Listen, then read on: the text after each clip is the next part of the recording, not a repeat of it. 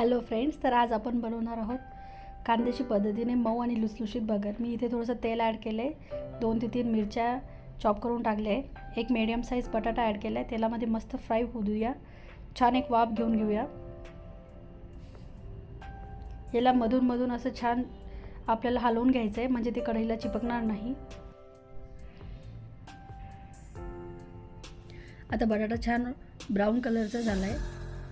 एकदा झाकण ठेवून परत ह्याच्यामध्ये आता बगर ॲड करून घेऊया। ही बगर मी 2 ते 3 पाण्याने धुवून घेतली आहे। बगरसुद्धा तेलामध्ये छान परतवून घेतली की मोकळी आणि मऊ आणि लुसलुशीत होते। बगरेला पण एक वाफ घेऊया।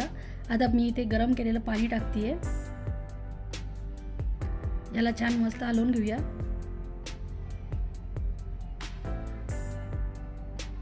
मीठ ॲड करते आहे 1 टेबलस्पून, 3 ते 4 चम्मच शेंगदाण्याचा कूट टाकते आहे,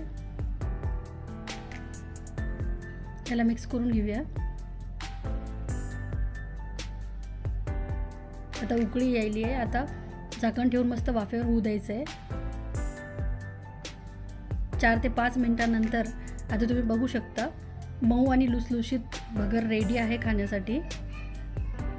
एकदम क्विक रेसिपी आहे। Thank you for watching this video. Like करा, शेअर करा, सबस्क्राईब करा।